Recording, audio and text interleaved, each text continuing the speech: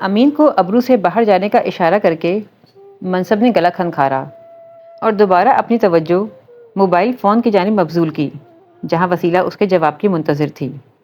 آپ نے واقعی LLB کیا ہے؟ انداز ایسا اچنبھے بھرا تھا کہ وسیلہ کو بے ساختہ کھل کر ہنسی آ گئی۔ منہ پر ہاتھ رکھتے وہ بھی چپکے سے باہر نکل آئی۔ ایلیا کا مسلسل گھورنا اسے نروس کر رہا تھا۔ جی بالکل اصلی والی وکالت کی ہے، لیکن ابھی میں بہت مجبور ہوں۔ وہ فیروزہ بالکل ساتھ دینے کو تیار نہیں۔ تو یعنی جو غیر پیشہ ورانہ رویہ آپ اپنا رہی ہیں اس وردی والے سے بھی اس کی توقع چاہ رہی ہیں۔ منصب کا غصہ قطعی مصنوعی، لیکن آواز کا روپ ایسا تھا کہ وسیلہ کو بے اختیار چپ لگ گئی۔ وسیلہ کا قصہ تفصیل سے منصب کو بتا لینے کے بعد وہ اب یہ چاہ رہی تھی کہ منصب کسی طرح فیروزہ کے شوہر کو دھمکائے، اور کسی طرح کی تفصیل بھی وہ منصب کو بتا چکی تھی۔ فیروزہ ہرگز شوہر کے خلاف رپورٹ لکھوانے کے حق میں نہ تھی۔ وسیلہ نے سوچا کہ فیروزہ اور اس کے شوہر سعید کے جھگڑے کے وقت منصب اچانک اپنی پولیس والی وردی میں انٹری مارے اور یوں ظاہر کرے کہ وہ اس ایریا میں کسی اور معاملے کے سلسلے میں آیا ہوا تھا، اور عورت پر مار پیٹ ہوتے دیکھ کر وہ سعید کی خوب اچھی طرح خبر لے۔ اس سے فیروزہ بھی شوہر کے عتاب سے بچ جاتی اور سعید خان بھی آئندہ جسمانی تشدد سے پہلے 100 بار سوچنے پر مجبور ہو جاتا، اور فی الوقت وسیلہ کا اصل مقصد صرف ایک ہی تھا کہ فیروزہ کا شوہر اس سے مار پیٹ نہ کرے۔ اچھا یہ بتائیں کہ عین جھگڑے کے وقت میرا نزول کیسے ہوگا، یا پھر میری آمد کی خوشی میں جھگڑا اسٹارٹ ہوگا؟ منصب کے مزاج پر شوخی تو کال آتے ہی چھا گئی تھی۔ اب وہ سوال پوچھ پوچھ کر نہ صرف بات کو طول دے رہا تھا بلکہ وسیلہ کو بری طرح زج بھی کر رہا تھا۔ نہیں، وہ اصل میں ایسا ہے کہ فیروزہ کا جیسے ہی اپنے میاں سے جھگڑا شروع ہوگا وہ مجھے مس کال کر دے گی اور میں فوراً آپ کو بتا دوں گی، اور میں بھی فوراً چل پڑوں گا۔ کیا یہ واقعی اتنا آسان ہے؟ ہاں جی، آسان تو ہے نا۔ وسیلہ اس کی غیر سنجیدگی دیکھ کر اب خائف ہونے لگی۔ پولیس اسٹیشن کتنا تو قریب ہے ہمارے گھروں سے، پھر فیروزہ کی گلی یہ عین ہمارے گھر کی بیک پر تو ہے، بس چوتھا نیلا دروازہ ہے۔ منصب نے بالآخر وسیلہ کے مدعے پر سنجیدگی اختیار کر ہی لی۔ اوکے ٹھیک ہے، میں آپ کی طرف سے کال کا منتظر رہوں گا، بس خیال رہے کہ وہ فیروزہ نہ پھانڈا پھوڑ دے۔ مجھ سے زیادہ آپ کے لیے مشکل بن سکتی ہے، باقی آپ خود سمجھدار ہیں؟ جی۔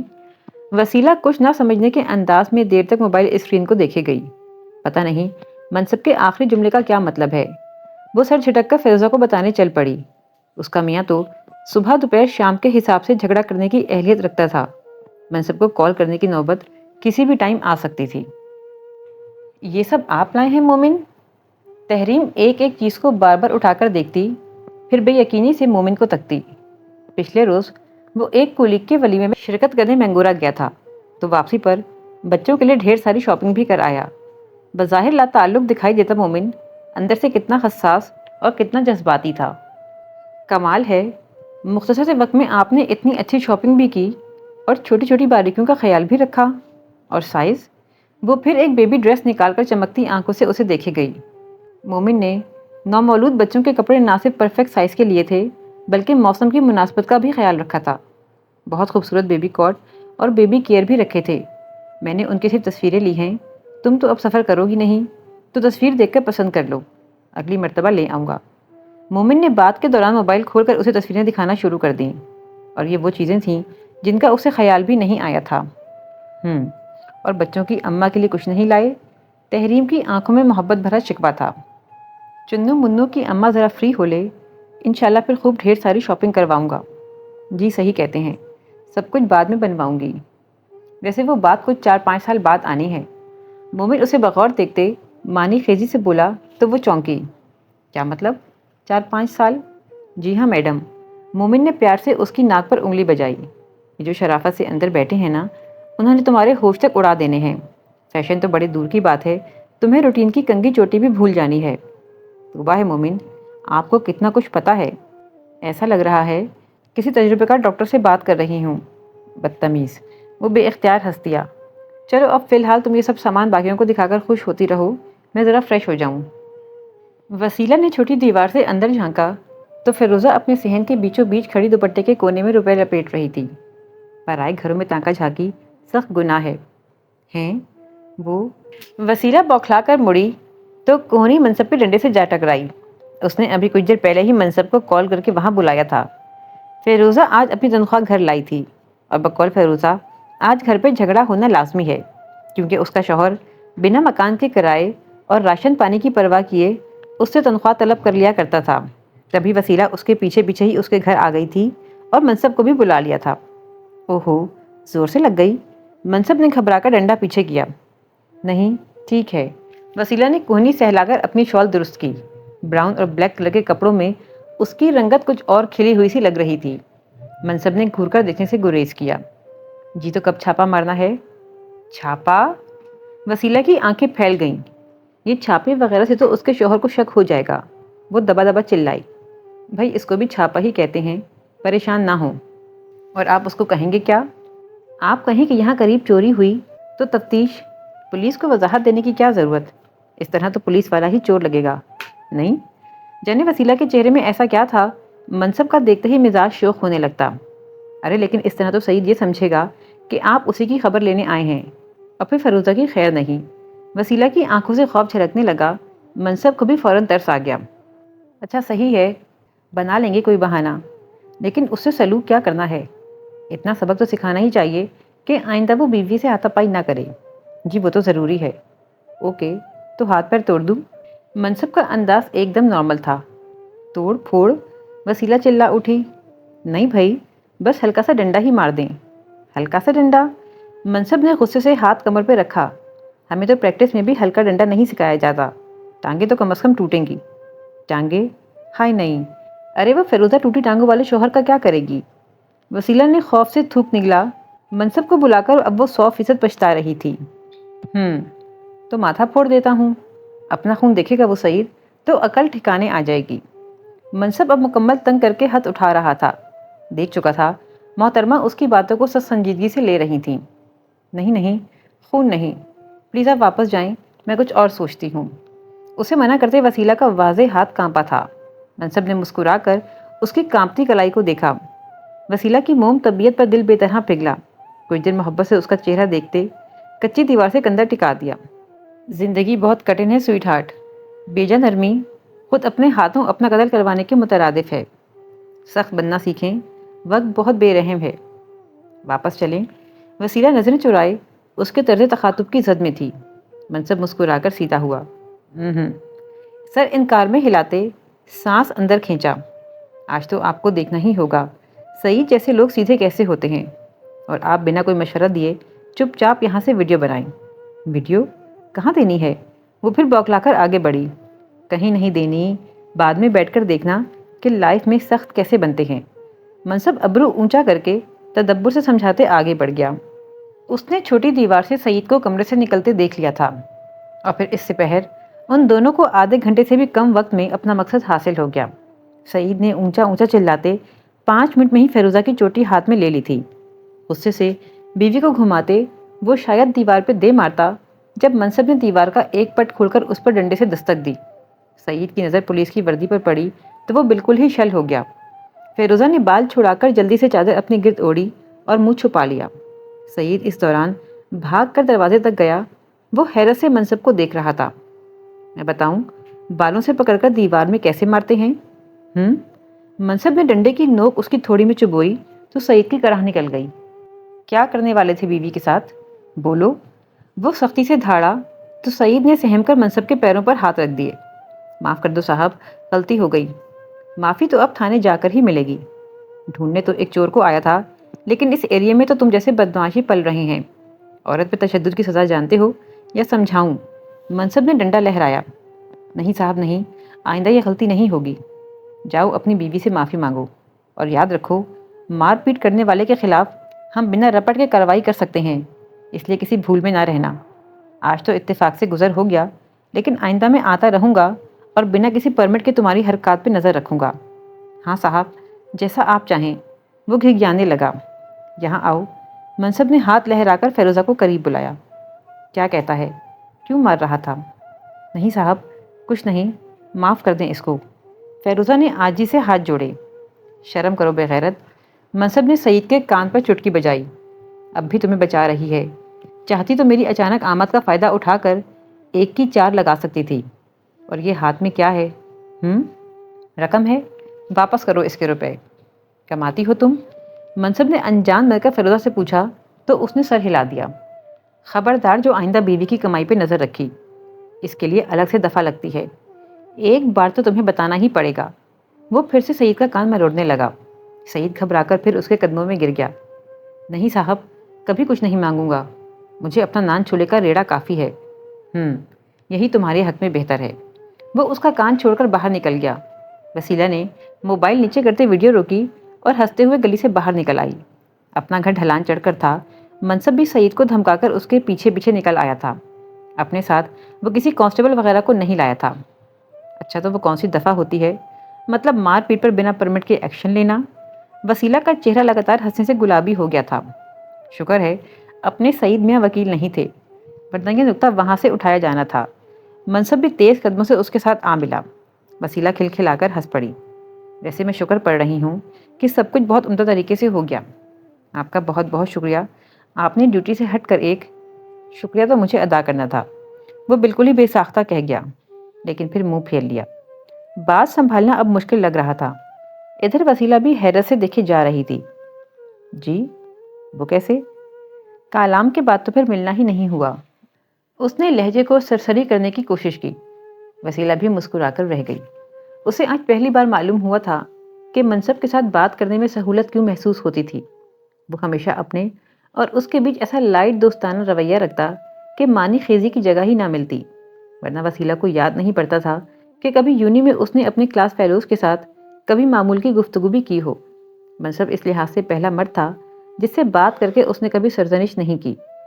آپ نے مشکل میں آواز دی، کسی قابل سمجھا، میں ممنون ہوں۔ اور اس نے رک کر شرارت سے کچھ سوچا، پھر مسکرا دیا۔ چائے کے لیے کوئی اچھی سی ملاقات قدرت نے آئندہ کے کسی دن میں ضرور لکھی ہوگی، اس لیے ابھی کے لیے اللہ حافظ۔ وہ ہاتھ ہلاتے فوراً ہی ڈھلان اتر گیا۔ وسیلہ کچھ دیر تک مسکرا کر دیکھے گئی، پھر سر جھٹک کر گیٹ کے اندر آ گئی۔ السلام علیکم دادی جان، میں ارحم۔ اس نے نہایت سعادت مندی سے خوب لجاجت سے آغاز لیا، اور حاجرہ بی بی حیرت سے موبائل کو دیکھے گئیں۔ پوتے کا ایسا پیار لٹاتا لہجہ، وہ سلام کا جواب دینا ہی بھول گئیں۔ کیسی ہیں دادی جان؟ طبیعت کیسی ہے آپ کی؟ میں ٹھیک ہوں ارحم بیٹا، تم کہاں ہو؟ وہ خود سے زیادہ فکر مند ہو گئیں کہ ارحم کی طبیعت تو ٹھیک ہے۔ وہ پوتا جو گھر سے کچھ بتا کر مل کر بھی نہیں گیا تھا، اچانک اتنا مہربان کیسے؟ میں ایک کام کے سلسلے میں میادم میں ہوں دادی، آپ کی بہت یاد آ رہی تھی۔ دراصل ان دنوں مجھے میرے کھوئے ہوئے بہت سے رشتہ دار واپس ملے ہیں۔ اپنوں کی قدر اپنوں سے دور جا کر نہیں، اپنوں کے بیچ آ کر ہوئی ہے۔ آج احساس ہو رہا ہے دادی کہ آپ کے پاس رہ کر میں نے آپ کی شفقت اور محبت کے سائے کی کیسی ناقدری کی ہے۔ مجھے تو ان تمام قیمتی لمحوں کا ایک ایک پل آپ کے قدموں میں گزارنا چاہیے تھا، اور اب میں ایسا ہی کروں گا دادی۔ بس ایک بار یہاں سے فارغ۔ کون سے رشتے؟ حاجرہ ہکا بکا تھیں۔ ارحم کی کایا پلٹ تو انقلابی تھی۔ دادی، مجھے جمال چاچا کی فیملی ملی ہے یہاں، آپ سوچ بھی نہیں سکتی میں کتنا خوش ہوں۔ رضوانہ؟ دادی کے لبوں نے جیسے برسوں بعد ایک مانوس نام کو پکارا۔ جی دادی، آپ کی بہو رضوانہ، اور آپ کی پوتیاں تحریم، وسیلہ اور ایلیا، سب سے ملنا ہوا، اور میں جلد از جلد آپ کو بھی ان سب سے ملوانا چاہتا ہوں۔ تم خوش ہو ارحم؟ نہ جانے وہ بے یقین سی کیوں تھیں۔ جی دادی، میں بہت خوش ہوں، اور کیسے خوش نہ ہوں دادی؟ وہاں تھانہ میں میرا ہم عمر بھلا تھا ہی کون؟ اکیلے رہتے میرا مزاج بھی روکھا بد مزاج سا ہو گیا تھا۔ کاش یہ سب رشتے مجھے پہلے مل گئے ہوتے۔ آپ تو مجھے پہچان بھی نہیں پائیں گی دادی، میں کتنا بدل گیا ہوں۔ ہاں ارحم، مجھے بھی ایسا لگ رہا ہے۔ حاجرہ سچی خوشی سے مسکرائی تھیں۔ ارحم کا بدلاؤ بے شمار خوشیوں کی نوید تھا۔ اور مجھے کب ملواؤ گے ارحم؟ وہ پوری پگھل گئیں۔ رضوانہ کو یہاں لے آؤ۔ لیکن وہ جھجک کر رکیں تو ارحم کے لیے سمجھنا مشکل نہ رہا۔ آپ پریشان نہ ہو دادی، میں نے امی کو بھی سمجھا دیا ہے۔ سچ تو یہ ہے کہ وہ بھی اپنے اب تک کے رویے پر بہت پشیمان ہیں۔ پھر اتنی طویل دوری کے بعد امی بھی پرانی باتیں بھول چکی ہیں۔ میں زیادہ تو نہیں جانتا، لیکن جتنا امی سے سنا، اب وہ سب مجھے سوائے ماضی کے ایک بھیانک خواب کے اور کچھ نہیں لگتا۔ میں چاہتا ہوں آپ بھی امی کو سمجھائیں کہ بیتی باتوں کو فراموش کر دینے میں ہی سب کی بھلائی ہے نا؟ ہاں بیٹا، یہی سچ ہے۔ بیتی باتوں میں کیا رکھا ہے؟ پھر اب تو جمال ہی نہیں رہا۔ گھر تو رضوانہ بیچاری کا بھی ٹوٹ چکا، اور ٹوٹے ہوئوں کو تو جوڑا جاتا ہے، ان کے زخموں پر تو مرہم رکھا جاتا ہے۔ مجھے یقین ہے شہناز بھی اپنا دل صاف کر لے گی۔ حاجرہ بی بی ارحم سے بھی زیادہ جذباتی ہو گئیں۔ ارحم نے مسکراتے ہوئے ان سے اجازت لی، اس وعدے کے ساتھ کہ وہ بہت جلد انہیں ان کی بہو اور پوتیوں سے ملوانے لائے گا۔ مجھے بتاؤ آپی، کیا چاہیے؟ ایلیا اسے بیڈ سے اترتا دیکھ کر فوراً آگے بڑھی۔ تحریم کا 8واں مہینہ چل رہا تھا۔ اس سے چلنا پھرنا بھی مشکل تھا، لیکن بیٹھے بیٹھے بھی کمر اکڑنے لگتی۔ کبھی کبھی تو وہ تنگ آ کر رونے لگ جاتی۔ عجیب بے بسی محسوس ہوتی اس حالت میں، نہ جانے دن بھی اتنی سست رفتار سے کیوں ہو گئے تھے۔ کام تو کوئی نہیں ہے، بس بچوں کے روم تک جانا چاہ رہی ہوں۔ سوچا اتنا نیا سامان آیا رکھا ہے، کچھ سیٹنگ ہی کر لوں، لیکن یہ دیکھو اتنا سا فاصلہ ہے اور مجھ سے ہلا تک نہیں جا رہا۔ تحریم اس کے ہاتھ پر دباؤ دیتی اٹھ کھڑی ہوئی۔ ندرت مامی اور وسیلہ نے کمرے سے متصل اسٹور روم کو بچوں کے لیے خالی کر دیا تھا۔ دو بچوں کے ڈھیروں ڈھیر سامان نے کمرے کی حالت ابتر کر دی تھی۔ مومن الگ چڑچڑا سا ہو رہا تھا، اسے ویسے بھی ہر چیز نک سک سے اپنی جگہ پر اچھی لگتی تھی۔ اسٹور روم کا دروازہ بیڈ روم میں ہی کھلتا تھا۔ ندرت مامی نے وسیلہ اور فیروزہ کی مدد سے یہاں کا سارا سامان باہر نکال کر بڑے اسٹور روم میں ڈالا اور اس چھوٹے کمرے کو نیا کلر کروا کے اسے بچوں کے لیے سیٹ کرنے کا ارادہ کیا۔ اب تو تقریباً ہر چیز اچھی طرح ایڈجسٹ ہو گئی تھی۔ پچھلے روز ایک چھوٹی الماری بھی آ گئی تھی، اب اس میں بچوں کے کپڑے وغیرہ سیٹ کرنے تھے۔ ایلیا آئی تو اس کی مدد سے تحریم نے باقی سامان بھی سلیقے سے سیٹ کر دیا۔ کتنا اچھا لگ رہا ہے نا آپی؟ ایلیا کی شوق آنکھوں میں تحریم سے بھی زیادہ چمک تھی۔ گرے دیواروں والے اس چھوٹے سے کمرے کے پردے اور فرنیچر وغیرہ ٹی پنک کلر کے تھے۔ بیبی وارڈروب بھی ٹی پنک اور وائٹ کلر کی تھی۔ دیواروں پر فریم شدہ بچوں کی تصویروں کا سیٹ ایلیا خود لائی تھی۔ اس دیوار پہ اپنے بچوں کی تصویریں لگائیں گے، ہے نا آپی؟ وہ پانڈا شکل کا وال کلاک کیل میں اٹکا کر نیچے دیوار پر ہاتھ پھیرنے لگی۔ ہاں، میں بھی یہی سوچ رہی ہوں۔ تحریم سنگل بیڈ پر بیٹھی بغور دیوار کو دیکھ رہی تھی۔ 2 بیبی کاٹ کے ساتھ ایک سنگل بیڈ اس نے اپنے لیے ڈلوا لیا تھا، تاکہ رات کو اگر بچوں کے پاس آ کر انہیں سنبھالنا پڑے تو اس کے پاس بیٹھنے کی آرام دہ جگہ ہو۔ ارے واہ، اس چھوٹے کمرے کی تو قسمت چمک اٹھی۔ تحریم کو آوازیں دیتے وہ جب چھوٹے کمرے میں داخل ہوا تو تحریم بیڈ کے کنارے پر بیٹھی تھی اور ایلیا سٹول پر ٹنگی کھڑی تھی۔ اچھا ہے نا بھیا؟ ایلیا نے شوخی سے چہک کر تالی بجائی تو توازن بگڑا، لیکن اس نے ہلتے ڈولتے کسی طرح خود کو سنبھال کر دیوار کو تھاما۔ پہلے نیچے اترو بے وقوف لڑکی، خوشی بعد میں منا لینا۔ ممی نے ہاتھ آگے کر کے اس کی کلائی کو پکڑا اور ایلیا نے جھیم کر نیچے چھلانگ لگائی۔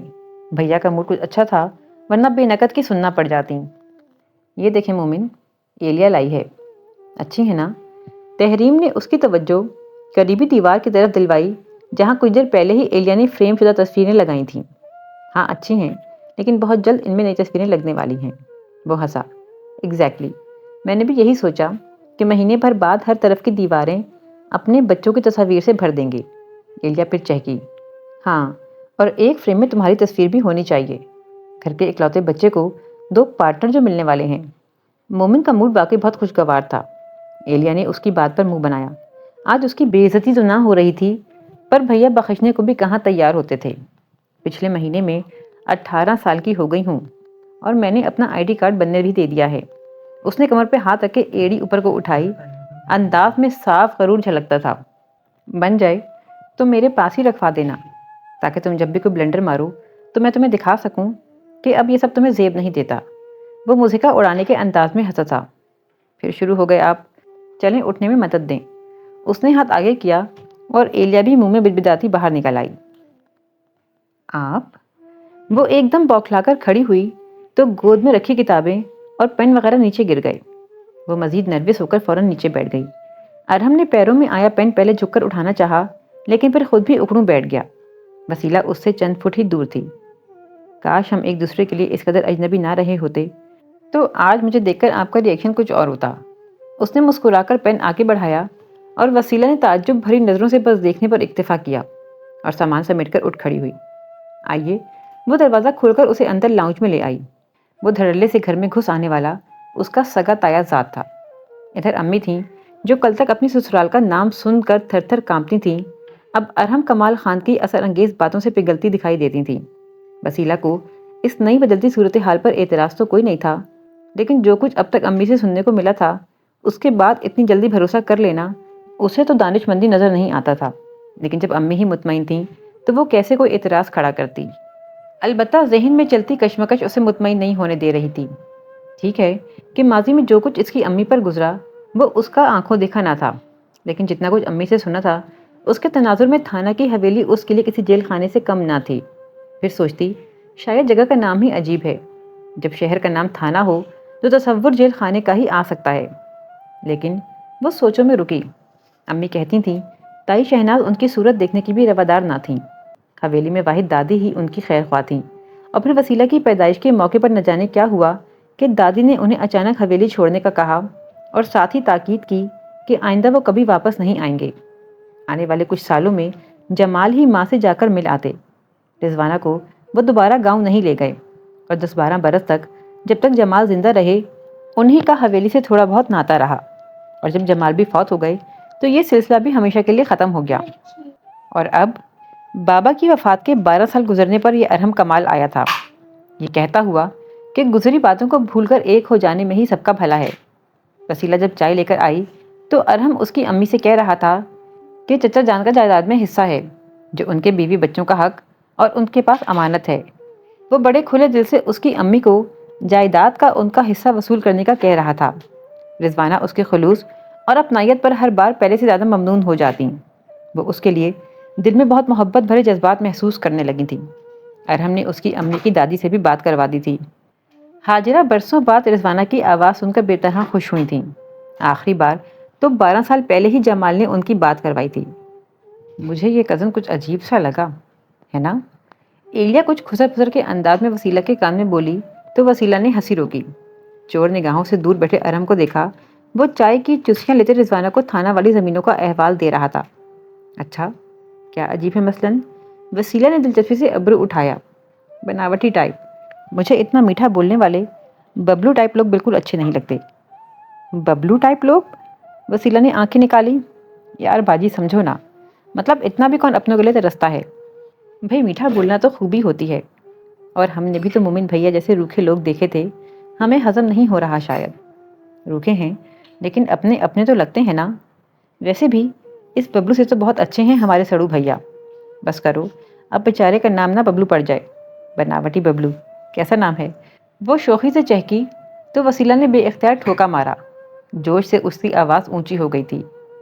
امی بابا کے بعد بہت اکیلا محسوس کرنے لگی تھیں۔ مجھے لگتا ہے وہ خوش ہیں ارحم کے آنے سے۔ پھر دادی جی جن کا ذکر امی نے ہمیشہ بہت اچھے لفظوں میں کیا، ارحم کے توسط سے ہمیں اپنی دادی ملنے والی ہیں۔ مجھے لگتا ہے سب اچھا ہونے والا ہے۔ ایلیا نے بے دلی سے سر ہلایا۔ اللہ کرے سب اچھا ہو۔ مون سون کی وہ پہلی بارش تھی۔ پچھلا پورا ہفتہ میادم کے خوشگوار موسم کے برخلاف کچھ گرم گیا تھا، اور آج تو بادل جیسے بہت کھل کر برس رہے تھے۔ بجلیوں کی چمک اور بادلوں کی گھن گرج میں ہلکا ہلکا خوف اور ایک پراسرار سی خوبصورتی تھی۔ ایلیا کو امی کے بیڈ پر نیند آ گئی تو وسیلہ نے کمرے کی لائٹ آف کی اور اپنے کمرے میں آ گئی۔ وال کلاک کی طرف دیکھا، ابھی رات کے صرف 9 ہی بجے تھے۔ آج اس کا شاعری پڑھنے کو جی چاہ رہا تھا، وہی اس کا من پسند بارش کا موسم اور وہی دل کی نہ سمجھ آنے والی بے چینیاں۔ یوں لگتا جیسے وہ اس خوبصورت وقت کو بھینچ کر روک لینا چاہتی ہو۔ موبائل کی بیل نے اسے لفظوں کے سحر سے باہر نکالا۔ چشمہ اتار کر اس نے موبائل ہاتھ میں لیا۔ کال منصب کی جانب سے تھی۔ اس کا دل بے طرح دھڑک گیا۔ کال اٹینڈ کر کے کانوں سے لگایا تو منہ سے ہیلو نکل ہی نہیں پایا۔ ہیلو؟ خاموشی پا کر منصب نے خود ہی محتاط سا ہیلو کہا۔ جی؟ بامشکل اس کی گھٹی گھٹی سی آواز نکلی۔ السلام علیکم۔ اس نے جی سے ہی پہچان لیا تو اس مرتبہ قدر اعتماد سے مسکرا کر آغاز کیا۔ وعلیکم السلام۔ وسیلہ نے آواز پر تو قابو پا لیا، دھڑکن البتہ پہلے سے کچھ اور تیز ہو گئی تھی۔ سو تو نہیں رہی تھیں؟ سوری، شاید میں نے ڈسٹرب کیا۔ نہیں، میں جاگ رہی تھی۔ موسم انجوائے نہیں کر رہی؟ جی، یہ موسم تو اندر بیٹھ کر انجوائے کیا جاتا ہے۔ وہ ذرا سا مسکرائی۔ اور میں وہی کر رہی ہوں، کافی پیتے اور کتاب پڑھتے ہوئے۔ ماشاءاللہ خوش نصیب ہیں۔ اور آپ؟ وہ کہتے کہتے جھجک کر رک گئی۔ آپ کے گھر کے بالکل سامنے، اس نے بالکل ہی اچانک کہہ دیا، اور موبائل وسیلہ کے ہاتھ سے گرتے گرتے بچا۔ جی؟ یہاں؟ کیوں؟ کھڑکی میں آ سکتی ہیں؟ جی نہیں، اللہ حافظ۔ اس نے فوراً ہی کال کاٹ دی۔ دل جیسے ساری کھڑکیاں دروازے توڑ کر باہر آ رہا تھا۔ وسیلہ کا چہرہ پریشانی سے کانوں تک تپ گیا۔ موبائل آف کر کے امی کے کمرے میں چلے جانا ہی بہتر تھا۔ اس نے دل میں ارادہ باندھا، موبائل ہاتھ میں لیا اور اسی وقت منصب کی جانب سے پہلا واٹس ایپ میسج وصول ہوا۔ آپ تو ایک دم ہی پریشان ہو گئیں۔ سوری وسیلہ جی، مذاق کر رہا تھا۔ دراصل میرے مجرموں کو خوبصورت موسم میں شرارت سوجھی، باہر نکلنے کے لیے شور مچا رہے تھے۔ مجھے ڈیوٹی کانسٹیبل نے کال کر کے بلا لیا، تبھی اس برستی بارش میں گھر سے نکلنا پڑا، اور اب ان کی خبر لے کر تھانے سے باہر نکلا ہوں گھر واپس جانے کے لیے۔ آپ کی کھڑکی کی زرد لائٹ بارش میں نہایت دلکش معلوم ہوئی تو کال ملا لی۔ ویسے اندازہ نہیں کہ یہ آپ کا ہی کمرہ ہے یا کچھ اور۔ میرے تصور نے البتہ بالکل ایسی ہی چھلانگ لگائی تھی، یعنی چائے پیتی یا کتاب پڑھتی وسیلہ خاتون۔ ایک مرتبہ پھر معذرت، البتہ آپ کی گھبراہٹ بہت نیچرل تھی اور ماحول کی مناسبت سے بہت بھری معلوم ہوئی، مگر شاید آپ نہ سمجھ سکیں۔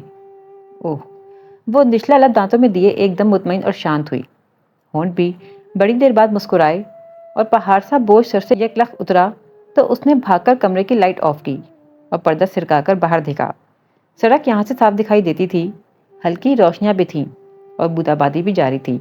مدھم روشنی میں پولیس جیپ این گیٹ کے سامنے کھڑی دکھائی دی اور اندر بیٹھا آدمی بھی بلا شبہ منصب تھا۔ اس نے مسکرا کر دیکھا اور پردہ چھوڑ دیا۔ واٹس ایپ سامنے کھلا تھا، اس کی بالکل سمجھ میں نہیں آیا کہ کیا لکھے۔ تبھی منصب کی جانب سے تھینکس لکھا آ گیا اور شرمندگی سی وسیلہ نے بے ساختہ آنکھیں میچ لیں۔ لائٹ آف کرنا اس کی اگلی بے وقوفی تھی، جس کا راز بھی منصب نے جھٹ سے پا لیا تھا۔